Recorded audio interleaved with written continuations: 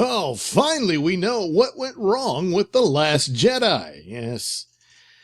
A survey has shown that political beliefs may explain why fans don't like Last Jedi.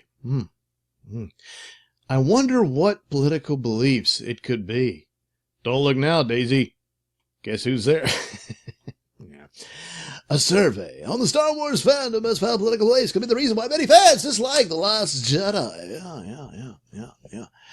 Yeah, that's right. People who are on, the right side of thinking.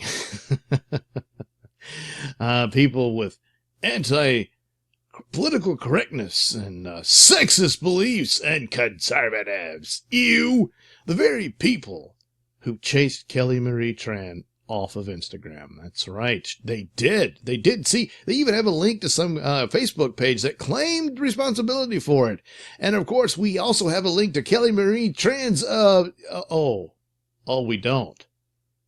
Yeah, I know she did an article or an interview or whatever it was, mad about Hollywood in general, but yeah. Where's the link to her explaining how these nasty Star Wars fans chased her off Instagram? Well, she's not exactly off it. The account is still there, but she hadn't done anything with it lately. So anyway, how political beliefs may influence fans, how they viewed the follow-up to Star Wars The Force Awakens. Oh, wait, how does this theory work when Force Awakens was a success? Oh, boy. I don't know. So Mark White, here's the social scientist who did the survey. Boy, Mark, you're going to have to change that last name. That could be triggering. But yes, sexist and conservative beliefs based on what standard?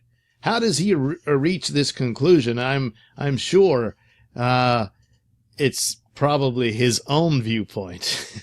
But of course the article says there may, so see, they're not saying exactly, but there may be tangible proof that sexism and conservative beliefs led to the bitter feelings towards Last Jedi, but only from a vocal minority. Well then, what's the problem? It's they don't matter. But somehow they torpedoed Solo, which is sad because Solo is actually not that bad a film. It's not great. It's not that bad. Leaps and bounds better than Last Jedi, but,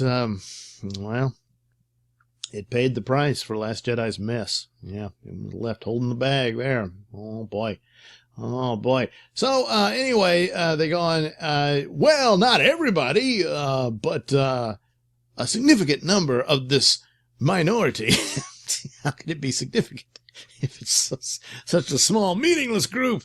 But he says they demonstrated hostile sexism, and then there was benevolent sexism. Yeah, whatever. People who didn't like Admiral Holdo. Well, Admiral Holdo, there's your sexist. I mean, she torments Poe Dameron, who's just there to get his balls kicked in. Watch the movie. That's what she does. And then after she lies to him, she slaughters her own fleet. She doesn't lie, but she refuses to tell him what the plan is. While they sit there and the fleet gets slaughtered. And, the guy's starting to panic and she won't say anything until he freaks out and goes into mutiny. And then after he's knocked unconscious, there she is like, oh, he's so sweet. I mean, oh my God, what a psycho. And then she commits suicide. But obviously I have hostile sexism in me to even notice that. So, yeah. But see, there it is. That's the proof. See? And so that's why.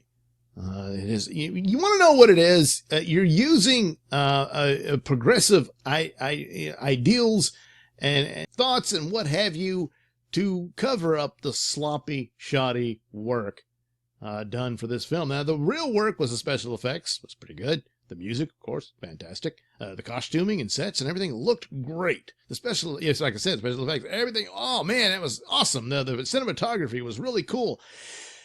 But the story, just what the hell was that? And Luke Skywalker, boy, explain that one. And that's the thing. These stupid articles who keep desperately trying, at least this one's not going off into the Russian bots did it. But the constant, desperate attempt to explain what happened and what went wrong, this vocal minority, again, if it's vocal minority, it can't really affect it. So what's the point? Why are you still talking about it? But the desperate attempt to defend this film without actually defending it, because you can't.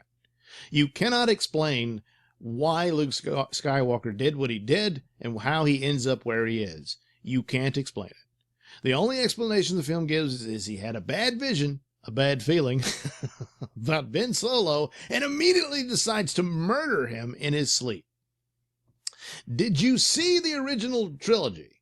What was Luke Skywalker doing in that trilogy?